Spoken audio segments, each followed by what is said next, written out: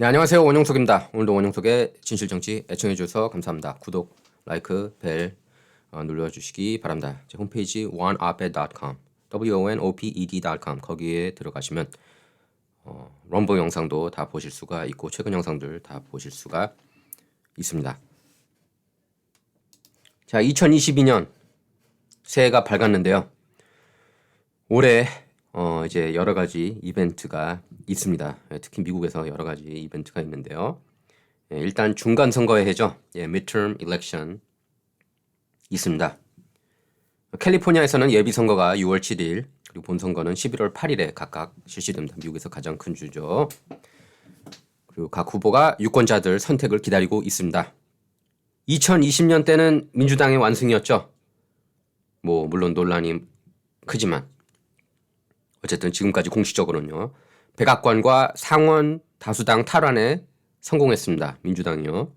또 하원 다수당도 유지하면서 트리플 크라운을 달성했는데요. 지금 하원 같은 경우는 이제 4석 정도밖에 앞서 있지 않죠. 민주당이. 그래서 살얼음 리드를 지키고 있는데 그런데 야심차게 출범한 바이든 정부는 첫 해부터 휘청이는 모습을 보였습니다. 당초 중도 진보임을 자처했던 조 바이든 대통령은 막상 백악관에 들어서고 난 뒤 핸들을 좌측으로 확 틀어서 많은 정계 관계자들을 당혹해 했습니다. 아프가니스탄 철군 과정부터 멕시코 국경에서의 난민과 갱스터들의 미립국 문제가 바로 터져 나왔습니다. 그리고 작년 10월 기준 체포된 미립국자만 170만 명에 이르렀습니다. 대도시 범죄도 급증했는데요. 시카고 같은 경우에는 25년 내에 범죄가 가장 많았습니다. 작년에요. 그리고 대도시들 지금 한 16개 도시가 신기록 이런 쪽에는 신기록 세우는 게 좋은 게 아니죠. 신기록을 세웠다고 합니다. 범죄 건수에 있어서요. 그리고 트랜스젠더 옹호 정책, LGBTQ 정책을 바이든 정부가 가장 최우선시하고 있다는 걸 여러분께서 너무나 잘 알고 계실 겁니다. 그리고 비판적 인종 이론 정책, Critical Race Theory, 백인은 거의 악마다 이런 내용이에요. 이런 정책을 밀어붙이고 또 물류대란, 인플레이션, 코로나 바이러스 사태 악화까지 겹쳤습니다. 지금 오미크론 사태가 그렇죠. 그래서 실제로 민주당은 작년 11월 선거 때 텃밭인 버지니아에서 주지사, 부지사, 검찰총장, 주의회를 공화당에 모두 내주는 충격적인 대패를 겪었습니다. 다 민주당이 장악하고 있었던 거 다 내놓은 거예요. 그것뿐만 아닙니다. 강성 진보의 도시로 널리 알려진, 그러니까 급진 좌파 도시로 널리 알려진 시애틀에서조차 공화당원 검사장이 나오는 이변이 연출됐습니다. 이거 역시 수십 년 만으로 알고 있어요. 자, 게다가 민주당 연방 하원 의원 24명이 재선 도전을 포기했습니다. 어차피 뛰어봤자 안 될 거 그냥 출마하지 말자 이렇게 결정한 거죠. 그리고 바이든 정부의 야심작이었던 복지법안, BBB 법안 통과도 좌절되면서 이런 악재들은 바이든 지지율 급락으로 이어졌습니다.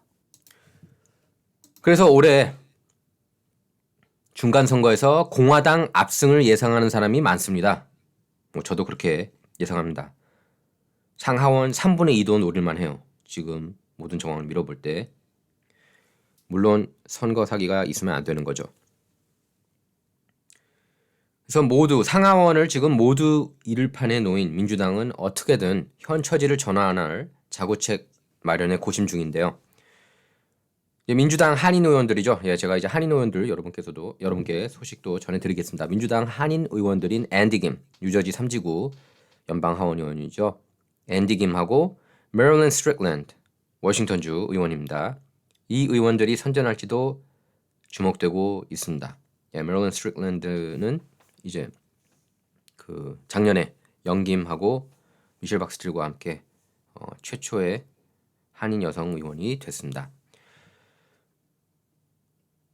캘리포니아, 특히 이제 캘리포니아에서 한인 주요 의원들 선거가 열립니다. 모두 공화당 소속이죠. 새 선거구에 도전하는데요. 미셸 박스틸 연방 하원 의원은 45지구, 영김 연방 하원 의원은 40지구에 각각 출마합니다. 지금 사진 보이시죠?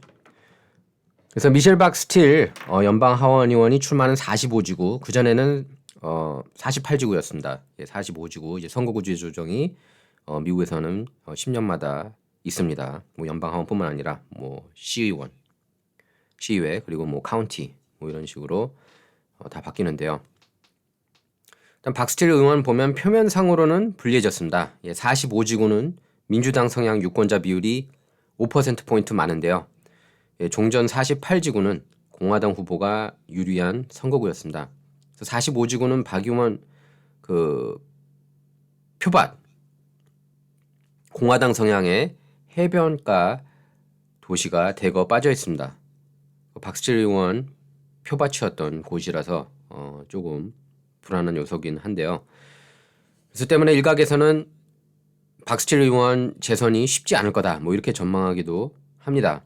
반면 더 유리해졌다는 전망도 있는데요. 아시안 유권자가 무려 37%에 달하는 게 변수라는 겁니다.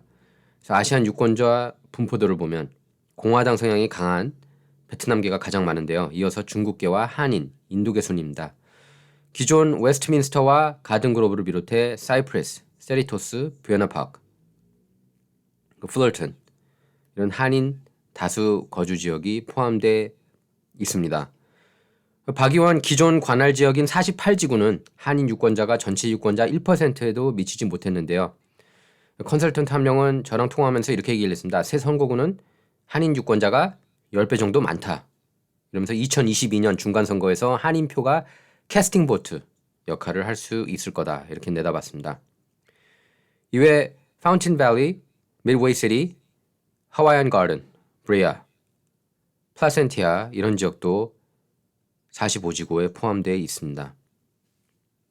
박스틸 의원은 작년 3분기까지 후원금 210만 달러를 모금한 상태입니다. 박스틸 의원 상대 후보를 보면요. 민주당의 대만계 제이첸 후보입니다. 이 후보는 정말 한 10여 년 전부터 계속해서 연방 하원 도전했던 그런 사람인데요. 저도 한번 인터뷰를 한 적이 있었습니다. 그래서 45지구 출마를 선언했는데 당초 영김 의원이 관할하는 39지구 선거운동을 했습니다. 그래서 올해 내내 김 의원을 향한 네거티브 전략을 끊임없이 하다가 얼마 전 갑자기 공격을 중단했는데요. 그리고 방향을 45지구로 틀었습니다. 첸 후보는 태국 출신의 타미 덕워스 연방상원 의원을 비롯해서 같은 대만계인 테드류, 주디추 이런 그 급진 좌파 성향 중진 연방 하원 의원들의 지지를 받았습니다. 그동안 여러 차례 연방의회에 도전했고 이번이 사실상 마지막 기회라는 평입니다.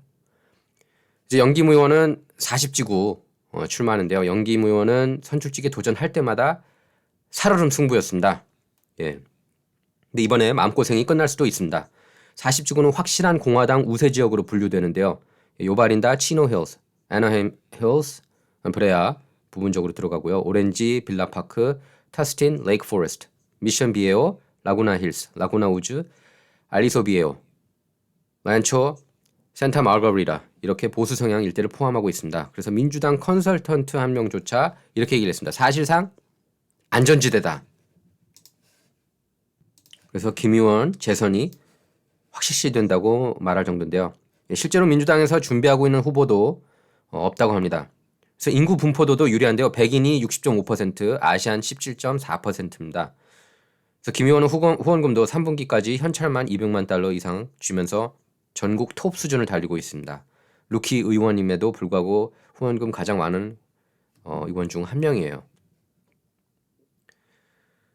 반면에 당내 경선이 이제 예상외로 치열해질 수 있는데요. 김 의원은 올 초 의원이 되자마자 도널드 트럼프 당시 대통령에 대해 불신임 결의안을 공동 발의했죠. 그래서 굉장히 큰 논란이 됐는데 이를 놓고 당내 비판 목소리가 끊이질 않고 있다는 게 걸리는 대목입니다. 예. 그러니까 김 의원 관련 이렇게 기사들 보면 댓글들 보면은 그렇게 그 악플이 좀 많은 것 같아요. 트럼프 지지. 공화당은 뭐 사실상 트럼프 당이라고 해도 과언이 아닐 정도로 지금 이제 트럼프 중심으로 돌아가고 있습니다. 트럼프가 지금 대통령은 아니지만 지금 리즈 체이니가 공화당에서 축출되지 않았습니까? 그 정도예요. 예. 그래서 김 의원 보면 그 상대 후보들 보면은 말이죠. 이 후보들이 트럼프 지지 후보라는 점을 전면에 내세우고 있습니다.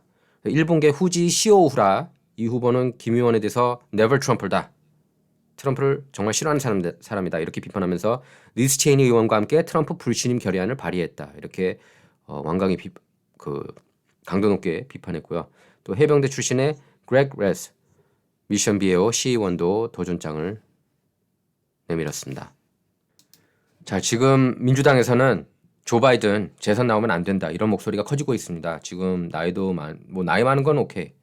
나이가 그렇게 많은 거는 아니라고 봐요. 하지만 정신이 오락가락하고 있다는 것, 문장 하나 제대로 만들지 못하고 있다는 것, 말할 때 이해하기 힘들잖아요, 이 사람은.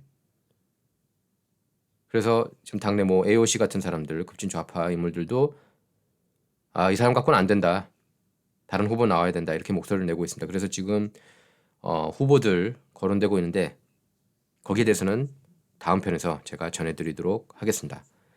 자, 원영석의 진실정치는 좌와 우를 말하는 시간이 아닙니다.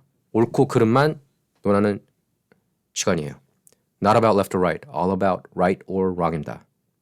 옳고 그름이 가장 중요하죠. 예. 자, 이번 시간은 여기서 마치도록 하겠습니다. 감사합니다.